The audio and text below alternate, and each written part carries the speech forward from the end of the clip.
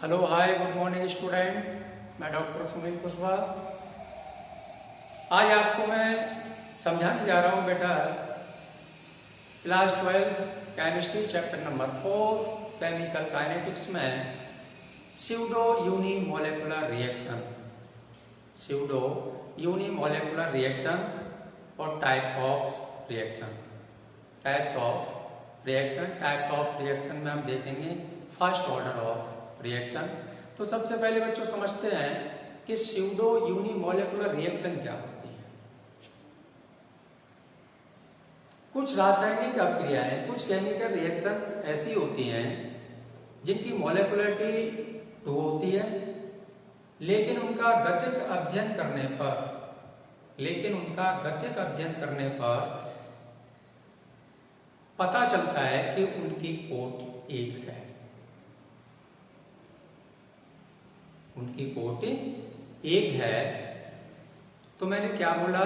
मैंने बोला कि कुछ केमिकल रिएक्शंस ऐसी होती हैं जिनकी मोलेकुलरिटी मीन्स आणविकता, जिनकी मोलेकुलरिटी तो 2 होती है, लेकिन उनकी कोटि 1 होती है। देखने में ये मालूम पड़ेगा कि ये सेकेंड ऑर्डर रिएक्शन है, देखने में ये आपको पता चलेगा कि सेकेंड ऑर्डर रिएक्शन है, लेकिन वो होती हैं फर्स्ट ऑर्डर रिएक्शन। तो इसको समझते हैं। तो देखिए आप, स्यूडो यूनिमोलेकुलर रिएक्शन CH3COO C2H5 बेटा, इसमें हमने वाटर मिलाया, एक्सेस में वाटर मिलाया यानी अधिक मात्रा में वाटर मिलाया, मोर क्वांटिटी में मिलाया वाटर। एसिड की प्रेजेंस में रिएक्शन हो रही है, इसको हीट कर रहे हैं, तो क्या बना? एसिटिक एसिड बना और एथिल अल्कोहल बना। यहाँ पर क्या लिखेंगे? According to rate law. Rate law क्या कहता है? According to rate law. तो रेट लॉ से इसकी हम रेट कैलकुलेट करेंगे तो क्या होगा? R directly proportional active mass CH3 COO C2H5 इसकी पावर बेटा 1 इंटू एक्टिव मास H2O की पावर 0। मैंने ऑर्डर ऑफ रिएक्शन वाले वीडियो में यह बताया था। क्या बताया था मैंने? आपको याद आ रहा होगा कुछ या नहीं आ रहा है? सब दिमाग खाली हो गया ना, निकल गया माइंड से सब कुछ। चलो उसको आप रिवाइज करते रहा करें ताकि वो आपकी मेमोरी में बना रहे। वहां पर मैंने बताया था कि जब भी किसी रिएक्शन में वाटर को एक्सेस में लिया जाता है तो उसकी जो पावर होती है वो हमेशा 0 होती है, उसकी जो पावर होती है वो 0 होती है। तो यहाँ पर एक्सेस में मैंने वाटर लिया है, अब क्या करना है? इस साइन को हटाना है, एक कांस्टेंट आ जाएगा जिसको रेट कांस्टेंट कहते हैं। CH3COO C2H5 active mass into active mass H2O की पावर 0। तो यहाँ पर बेटा अगर हम देखें तो क्या आपको दिखाई दे रहा है? यहाँ पर ये दिखाई दे रहा है कि इस रिएक्शन की जो मोलेकुलरिटी है वो तो 2 है। मोलेकुलरिटी 2 कैसे है? एक मॉलिक्यूल है एथिल एसीटेट का, एक मॉलिक्यूल है वाटर का, तो 1 + 1 = कितना हुआ? 2 हुआ। तो मोलेकुलरिटी उसकी कितनी हुई? 2। तो इसके लिए m निकालेंगे तो m = आ गया बेटा 2, क्योंकि एक मॉलिक्यूल इसका और एक मॉलिक्यूल इसका, तो मोलेकुलरिटी 2 हो गई इसकी। अब n की बात करते हैं। n मींस क्या होता है? Order of reaction. तो इसकी पावर तो बेटा 1 है, इसकी पावर एथिल एसीटेट की पावर तो 1 है, लेकिन वाटर की पावर क्या है? वाटर की पावर 0 है। तो जब वाटर की पावर 0 है तो 1 में प्लस 0 ऐड करेंगे, क्या करेंगे? 1 में 0 को ऐड करेंगे तो कितना रहेगा? 1 ही रहेगा। तो n = ऑर्डर कितना निकल के आया है? इसका 1 निकल के आया। डिफाइन में मैंने क्या बताया था आपको? डिफाइन में मैंने आपको बोला था, क्या बोला था? मैंने बोला था कि कुछ केमिकल रिएक्शंस ऐसी होती हैं जिनकी मोलेकुलरिटी 2 होती है, लेकिन गतिक अध्ययन करने पर उनकी जो कोटि होती है वो 1 होती है। गति का अध्ययन करने पर उनकी जो ऑर्डर होती है वो 1 होती है। तो ऐसी रिएक्शंस को हम स्यूडो यूनिमोलेकुलर रिएक्शन कहते हैं। सेकंड एग्जांपल और बता रहा हूं मैं आपको। तो इसके लिए मोलेकुलरिटी 2 निकल के आई और n यानी ऑर्डर ऑफ रिएक्शन 1 निकल के आया। इसको आप नोट कर लें। सेकंड एग्जांपल बता रहा हूं बेटा मैं।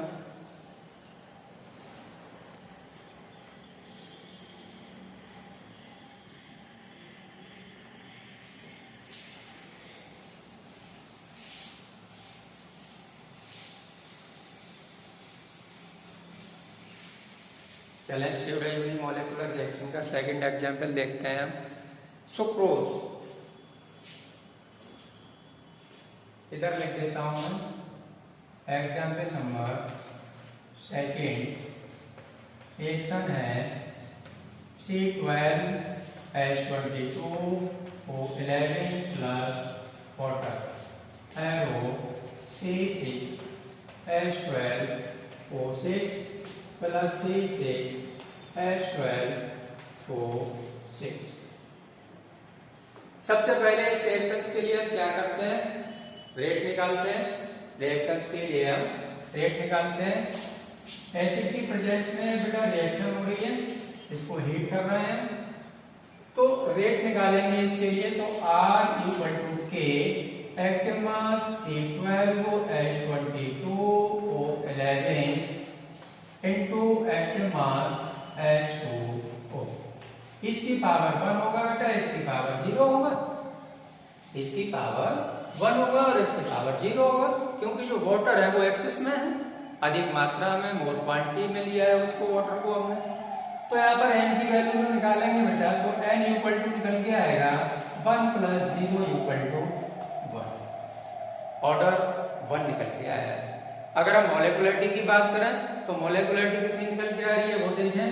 तो n इक्वल टू कितना आएगा, यानी कितने मोलेक्यूल्स इसमें पार्टिसिपेट कर रहे हैं, कितने भाग ले रहे हैं। तो मोलेकुलरिटी को मैं एक बार डिफाइन कर देता हूं। किसी भी रासायनिक अभिक्रिया में जितने अभिकारक अणु भाग लेते हैं, किसी रासायनिक अभिक्रिया में जितने अभिकारक अणु भाग लेते हैं उनकी संख्या को हम मोलेकुलरिटी कहते हैं। तो इसमें कितने अभिकारक अणु भाग ले रहे हैं, 1 प्लस 1 कितना हुआ 2, तो मोलेकुलरिटी हुई 2। तो यहाँ n इक्वल टू 2 नोट कर ले आप। 2 एग्जाम्पल मैंने दे दिए हैं, समझ में आ गया होगा आपको बेटा। चलिए CBSE बोर्ड के स्टूडेंट्स डिफाइन नोट कर ले आप स्यूडो यूनिमोलेकुलर रिएक्शन की। तो लिखें thus when one of the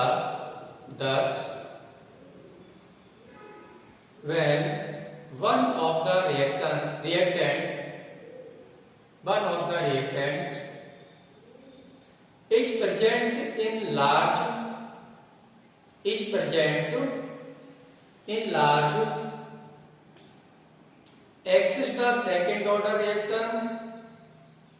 axis the second order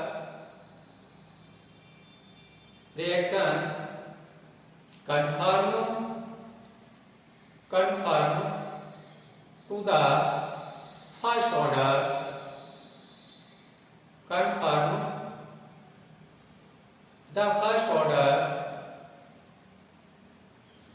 reaction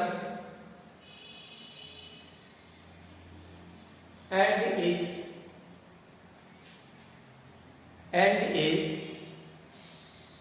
known as a pseudo unimolecular reaction. Pseudo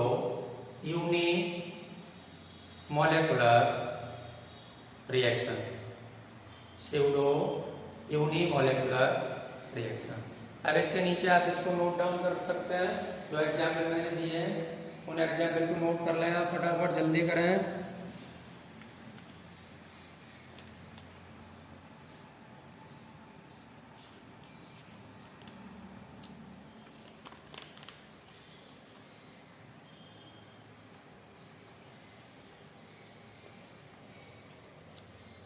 हो गया बेटा नोट। डिफाइन लिखने के बाद एग्जाम्पल नोट कर लें आप अच्छे से।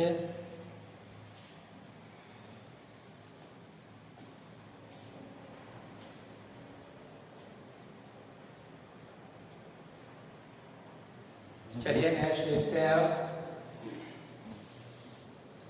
Types of reaction.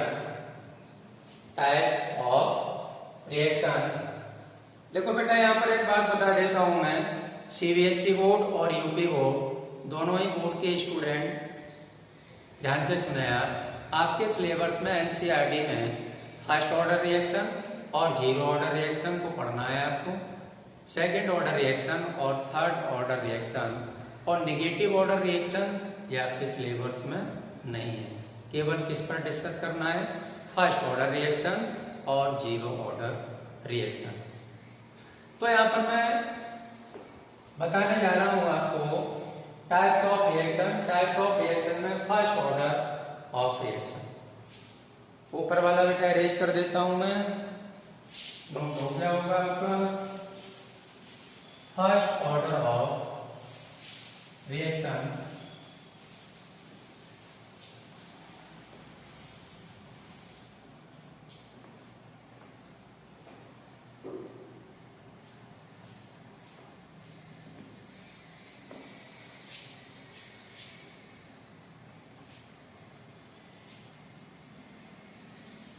First order of reaction की बात करते हैं। डिफाइन पर थोड़े चलते हैं। फर्स्ट ऑर्डर ऑफ रिएक्शन क्या होती है?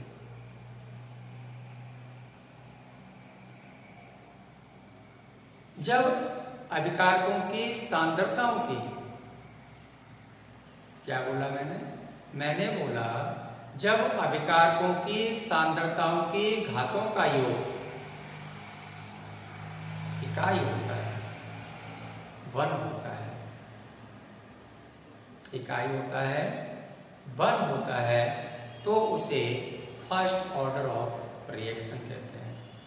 जब अभिकारकों के सांद्रताओं के घातों का योग इकाई होता है और वन होता है, तो उसे प्रथम कोट की अक्रिया या इंग्लिश में बोले तो फर्स्ट ऑर्डर ऑफ रिएक्शन कहते हैं। फर्स्ट ऑर्डर ऑफ रिएक्शन कहते हैं।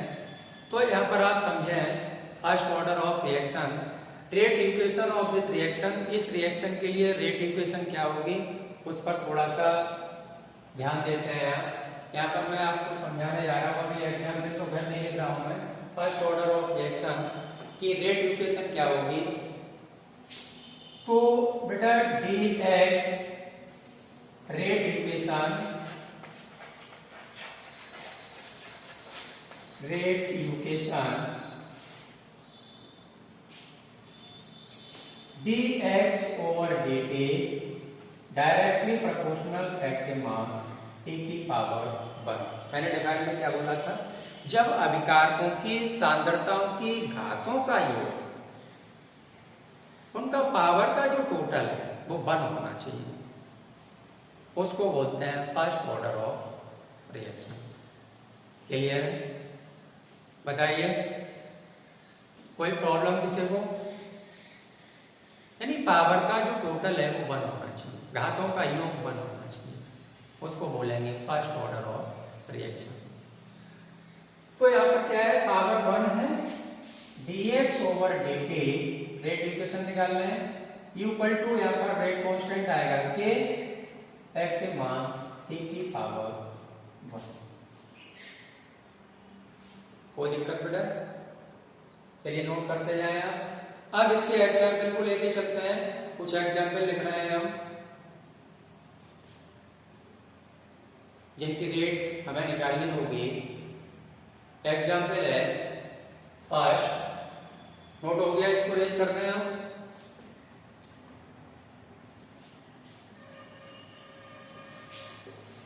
रेट इक्वेशन हो गई।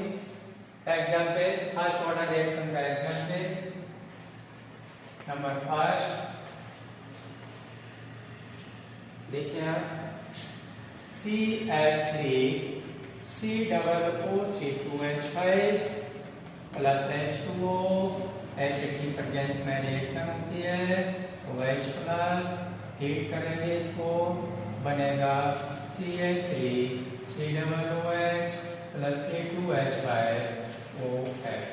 बेटा एक चौक ले लूँ मैं, छोटे चौक रह गए हैं मेरे पास अब।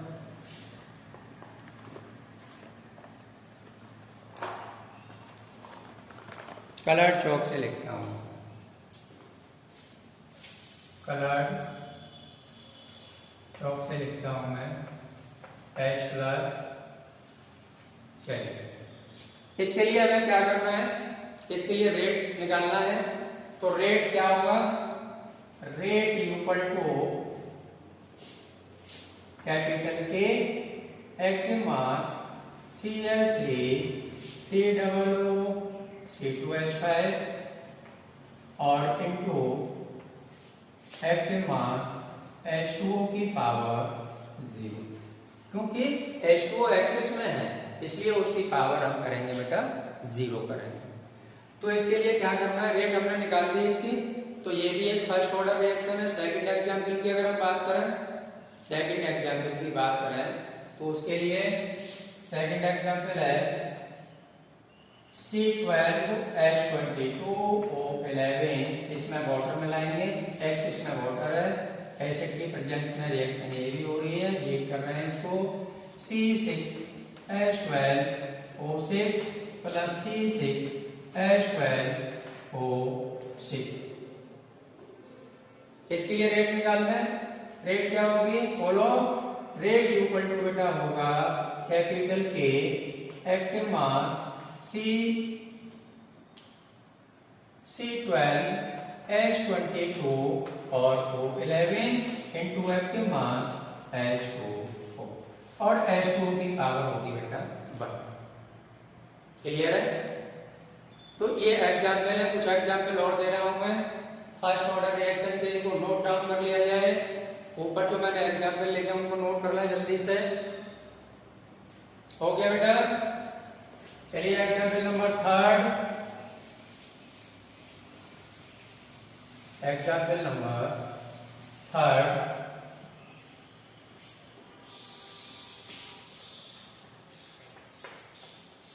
थर्ड की बात करते हैं। एग्जाम्पल नंबर 3 की बात करते हैं। NH4NO2 arrow 2H2O plus 2N2। एक एग्जाम्पल ये हो गया। एग्जाम्पल नंबर 4 की बात कर लें, इसके लिए रेट निकालना चाहे तो आप निकाल सकते हैं। रेट इक्वल टू के एक्टिव मास NH4 का NH4NO2 की power 1। First order reaction. Fourth example की बात करें तो 2N2O5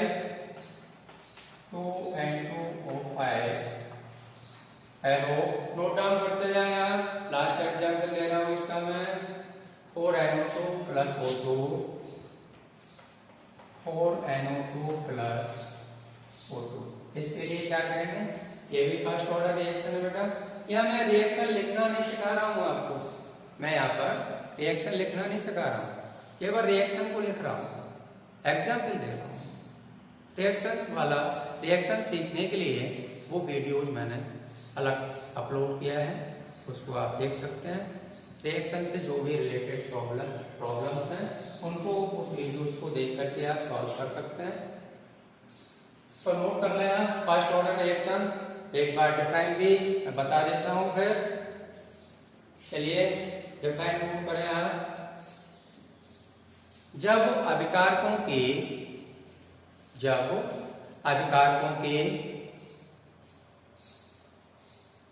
सांद्रताओं की घातों का योग, जब अभिकारकों की सांद्रताओं की घातों का योग इकाई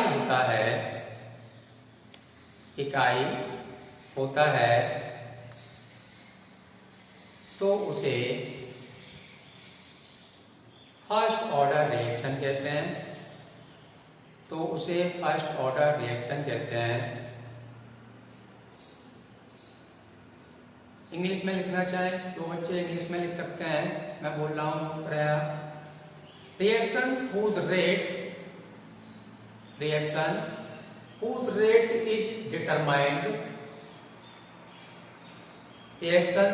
rate is determined by the change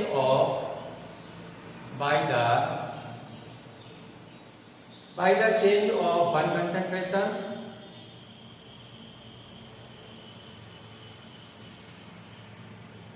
one concentration terms only are known as first order reaction। First order reaction लिख दिया बेटा? नहीं लिख पाया? कहाँ रह जाते हो पीछे तुम लोग? चलिए एक बार फिर बोलता हूं मैं। रिएक्शंस हुज, मिलान कर ले आप डिफाइन को। Reactions whose rate is determined by the change of one concentration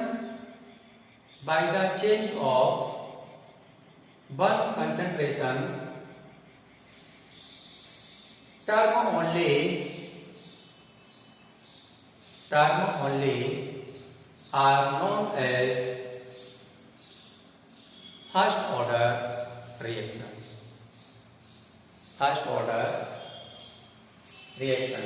अब बेटा देखते हैं, नोट हो गया होगा, ऊपर का अरेंज कर देता हूं मैं।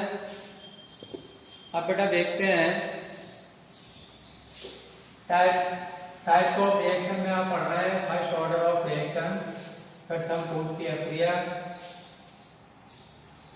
फर्स्ट ऑर्डर रिएक्शन के लिए रेट एक्सप्रेशन और हमें कैलकुलेट करना होता है, यानी उसके लिए व्यंजक हमें बनाना होता है।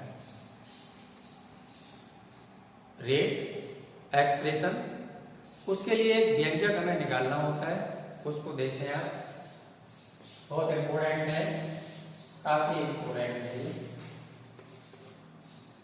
तो मेरे पास एक रिएक्शन है,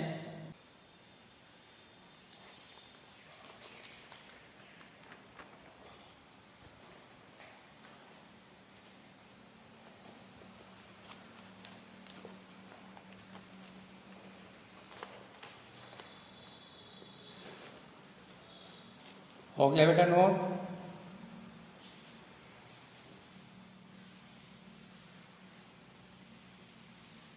जल्दी करें।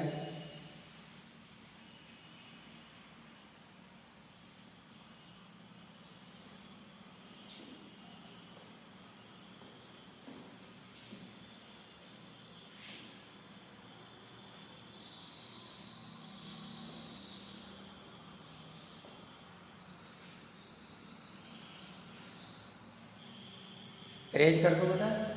चलिए अब अगला झटका मिलने वाला है आपको उस रिएक्शन का, उसको देखें आप।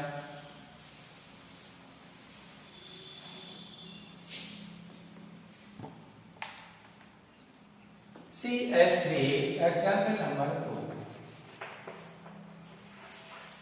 CH3COO2H5 CH3COO2H5 प्लस इसमें वाटर मिलाया, X इसमें वाटर मिलाया है, अधिक मात्रा में वाटर मिलाया है इसमें, ठीक है ना। एरो क्या बनेगा देखते हैं आप, CH3COOH plus C2H5OH। Acetic acid बना बेटा और एल्कोहल बना, दो चीजें बनी। अब करना क्या है, रेट निकालते हैं सबसे पहले। तो रेट क्या होगी इसकी, R directly proportional CH3COO C2H5 F के मास में है बेटा into F के मास H2O। इस साइन को हटाएंगे, रेट कांस्टेंट आ जाएगा K, तो R equal to K, F के mass CH3 C C2H5 into F के मास H2O। इतना काम तो आपने कर लिया होगा। हमें पता क्या करना है, यहाँ पर हमें मॉलिक्युलरिटी बतानी है और ऑर्डर ऑफ रिएक्शन बताना है। मॉलिक्युलरिटी बतानी है और ऑर्डर ऑफ रिएक्शन बताना है। ऑब्जर्व रेट हमें कैलकुलेट करनी होती है, तो ऑब्जर्व रेट इसके लिए क्या होगी, ऑब्जर्व रेट, तो observe rate ROB equal to capital K F के mass CH3 COO C2H5 into इसकी पावर 1 इंटू F के मास H2O की पावर 3। यहाँ कुछ बातों को आप समझें, क्योंकि मैंने बोला था कि ये रिएक्शन आपको झटका देने वाली है। अब यहाँ पर बेटा आपको रिएक्शन को देख के हम ये तो बता सकते हैं कि इसकी मॉलिक्युलरिटी ये है, यानी 1 है, 2 है या 3 है या 4 है, ये बता सकते हैं। तो यहाँ पर आप देखें कि एक मॉलिक्यूल यानी 1 मॉलिक्यूल बेटा इसका है, 1 मॉलिक्यूल इसका है और 1 ही मॉलिक्यूल इसका है बेटा, 1 मॉलिक्यूल इसका है। तो टोटल को ऐड करेंगे तो कितने हो जाएंगे मॉलिक्यूल, 2 हो जाएंगे। तो ऑर्डर सॉरी मॉलिक्युलरिटी कितनी हुई, 1 + 1 = 2। तो मॉलिक्युलरिटी तो 2 निकल के आ गई इसकी, तो m की वैल्यू यहाँ पर कितनी निकल के आई, इधर लिख देता हूं मैं, m निकल के आया, मॉलिक्युलरिटी निकल के आई 1 + 1 = 2। लेकिन n क्या होगा, n क्या होगा, तो ऑर्डर ऑफ रिएक्शन कैलकुलेट करने के लिए यहाँ पर जो मैं बातें बोल रहा हूं, अब ऑर्डर ऑफ रिएक्शन अगर उस हिसाब से आप कैलकुलेट करें तो इसका कितना निकल के आएगा, 1 + 1 = 2 इसके हिसाब से, क्योंकि 1 ये भी है और 1 ये भी है, पावर यहाँ भी 1 है, यहाँ भी 1 है, पावर यहाँ भी 1 दिखाई दे रही है आपको, यहाँ भी 1 दिखाई दे रही है। लेकिन इसमें क्या होने वाला है, अब n = 1 + 1 = 2 कर दें, लेकिन ये रॉन्ग है, लेकिन ये रॉन्ग है, गलत है। तो क्या करना है, बात को मेरी को सुने, जब भी आपको जल अपघटन, जब भी आपको हाइड्रोलाइसिस कराना होता है, मैंने क्या बोला कि जब भी आपको हाइड्रोलाइसिस कराना होगा तो उस समय क्या करना है, उस समय क्या करना पड़ता है, आप उस समय क्या करेंगे, आप उस समय आप ये करेंगे कि H2O को अधिक मात्रा में लेना पड़ता है। हाइड्रोलाइसिस के लिए H2O को अधिक मात्रा में लेना पड़ता है। प्रेक्षित दर की बात करते हैं, जब प्रेक्षित दर की, ऑब्जर्व रेट की बात करते हैं, तो जो ज्यादा मात्रा में लिया जाता है उसकी पावर हमेशा 0 होती है। मेरी बातें समझ में आ गई होंगी। मैंने क्या बोला, हाइड्रोलाइसिस कराते समय जो अधिक मात्रा में लिया जाता है, जैसे वाटर है, हमने वाटर को अधिक मात्रा में लिया है, उस कंडीशन में अगर ऑब्जर्व रेट की बात करें हम, प्रेक्षित दर की बात करें हम, तो ज्यादा मात्रा में लिया जाता है, जो चीज ज्यादा मात्रा में ली जाती है उसकी पावर बेटा 0 होती है। तो वाटर यहाँ पर क्या है, एक्सिस है, यानी ज्यादा मात्रा में हमने वाटर लिया हुआ है, तो इसकी जो n की वैल्यू होगी वो 1 होगी, क्योंकि इसको अब आप ये सोच रहे होंगे सर इसमें आपने सेकंड नीचे आके आपने वाटर को छोड़ ही दिया, वाटर को आपने छोड़ दिया। तो जो मैंने बातें बताई हैं उनको आप याद रखें। हाइड्रोलाइसिस कराते समय आपको वाटर को अधिक मात्रा में लेना पड़ता है, और जो जब प्रेक्षित दर की बात करते हैं तो जो अधिक मात्रा में लिया हुआ पदार्थ है उसकी जो पावर होती है वो 0 होती है, उसकी जो पावर होती है वो 0 होती है। इसलिए इसलिए इसकी जो ऑर्डर ऑफ रिएक्शन होगी बेटा वो कितनी होगी, 1 होगी, ऑर्डर ऑफ रिएक्शन 1 होगी। अब मैं बात करता हूं आगे थर्ड एग्जाम्पल की। थर्ड एग्जाम्पल है मेरे पास, नोट करते जाए आप, C12 H22 O11। सभी बच्चों को पता है सुक्रोज का फॉर्मूला है, ये शुगर का फॉर्मूला है। इसका हाइड्रोलाइसिस करा रहे हैं, और भी मैंने बात क्या बोली थी कि हाइड्रोलाइसिस जब कराया जाता है तो वाटर को एक्सेस में लिया जाता है, अधिक मात्रा में लिया जाता है, मोर क्वांटिटी होती है उसकी, अधिक मात्रा होती है उसकी, मोर क्वांटिटी। तो यहाँ पर H2O हाइड्रोलाइसिस कराने जा रहे हैं, क्या बनेगा बोलो, C6H12O6 प्लस C6H12 और O6। क्लियर है ना?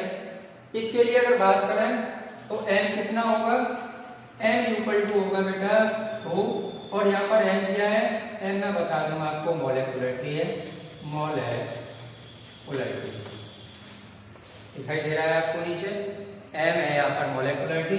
अगर n निकालें यहाँ पर तो n कितना निकल के आएगा बोलो, n equal to 1 plus 0, n equal to 1 plus 0 according to, इस रिएक्शन को आपने देखा था इसकी पावर 0 थी तो 1 में हम 0 प्लस करते तो बन ही रहता, 1 में हम 0 प्लस करते तो बन ही रहता। तो यहाँ भी हमने क्या किया है, ये एक्सिस में यानी मोर क्वांटिटी है इसकी, अधिक मात्रा में लिया गया है वाटर, तो इसकी जो पावर होगी वो 0 होगी, अधिक मात्रा में वाटर लिया गया है इसलिए इसकी पावर जो होगी वो 0 होगी। तो इसकी भी मॉलिक्यूलरिटी 2 निकल के आई है बेटा, क्योंकि 1 मॉलिक्यूल इसका 1 मॉलिक्यूल वाटर का, तो कितने हो गए, 1 प्लस 1 2 हो गया। अब ऑर्डर ऑफ रिएक्शन निकालेंगे, तो ऑर्डर ऑफ रिएक्शन में इसकी पावर तो 0 है, केवल इसकी पावर जो सुक्रोज है उसकी पावर 1 है, इसलिए ऑर्डर ऑफ रिएक्शन इसका 1 निकल के आएगा। अब बात कर लेते हैं नेक्स्ट एग्जाम्पल की, इसको मैं अरेंज करता हूं बेटा। एग्जाम्पल नंबर 4 में बहुत ढेर सारे एग्जाम्पल ले रहा हूं आपको ऑर्डर ऑफ रिएक्शन के, लेकिन एक बात याद रखें आप कि ऑर्डर ऑफ रिएक्शन जो होता है वो एक्सपेरिमेंटल वैल्यू होती है, उसको किसी भी रिएक्शन को देख करके हम ये नहीं बता सकते कि इसकी ऑर्डर ऑफ रिएक्शन क्या है। मेरी बातें अच्छे से समझ में आ रही होंगी आपको, बहुत इंपॉर्टेंट टॉपिक है। नेक्स्ट वीडियो में types of order of reaction में समझाऊंगा। बोर्ड एग्जाम के लिए, यूपी बोर्ड CBSE बोर्ड, दोनों बोर्ड एग्जाम के लिए बहुत मोस्ट इंपॉर्टेंट है। यूपी बोर्ड में तो वो 3 मार्क्स का 2 मार्क्स का क्वेश्चन 100% आता है, उसका व्यंजक कैलकुलेट करना होता है, व्यंजक की व्युत्पत्ति करनी होती है, फॉर्मूला में निकालना होता है, ड्राइव करके, बहुत इंपॉर्टेंट है आपके लिए। तो चलिए आगे देखते हैं हम।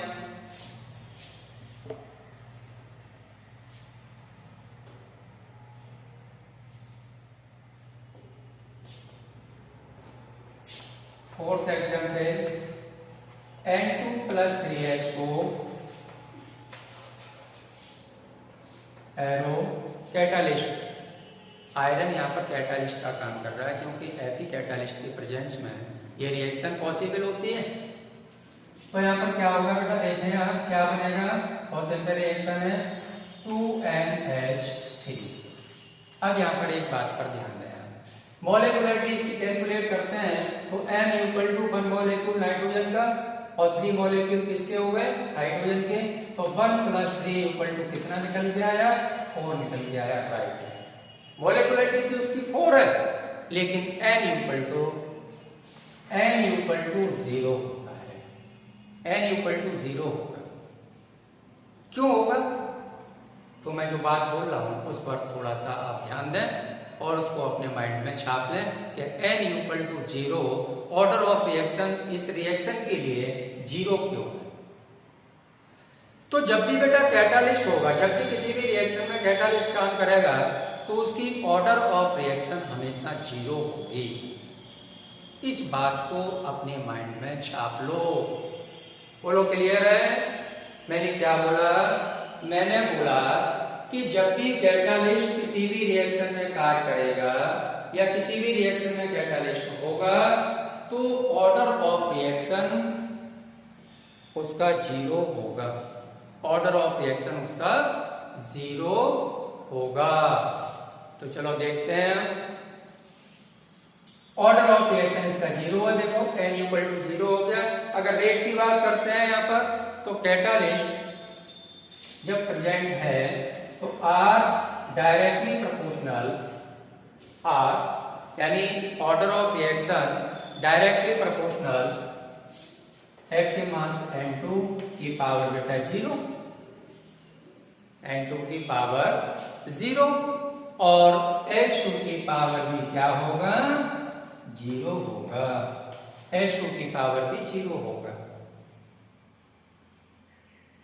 तो क्या बचा, देखो R इक्वल टू बचा, इस साइन को हटाएंगे तो यहां पर आ जाएगा R इक्वल टू बचा बेटा K। इसको आप नोट कर लें, मैं इसको इरेज करने जा रहा हूं।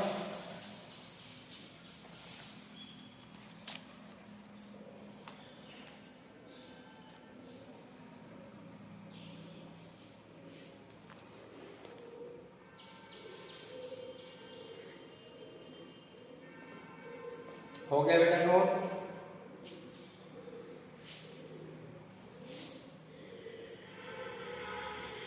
तो एक बात को आप नोट करें सभी बच्चे, नोट हेडिंग लगा के आप नोट करें, उत्प्रेरक की उपस्थिति में, थोड़ा स्पीड में लिखिए यार, उत्प्रेरक की उपस्थिति में होने वाली अक्रिया की कोट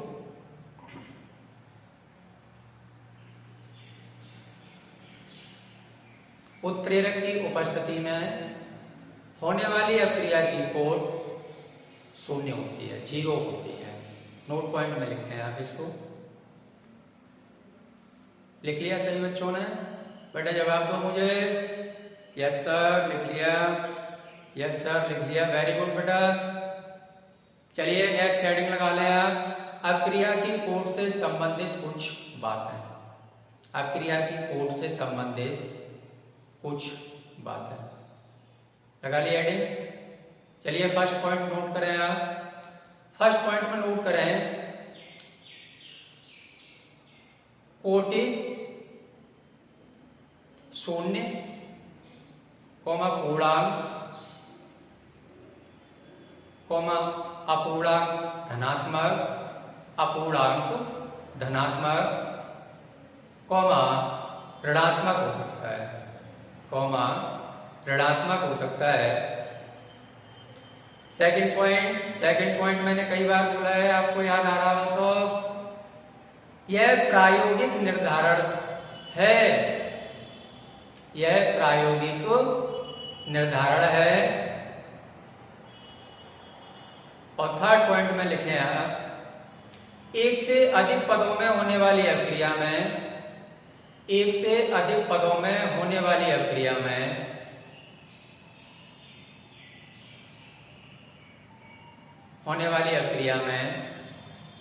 मंद पद से ही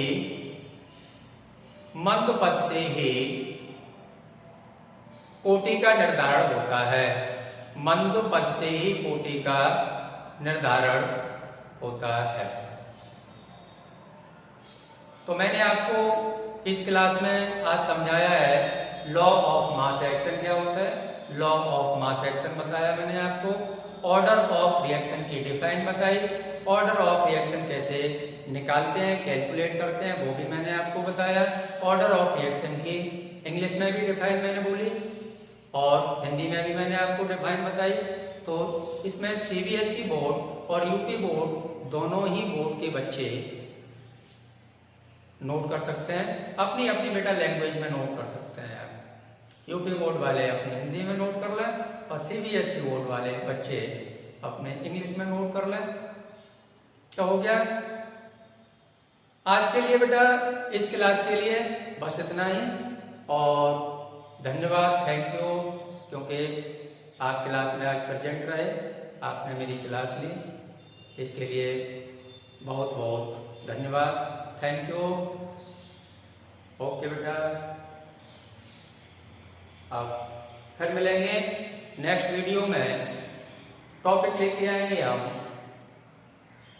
types of order of reaction, types of order of reaction.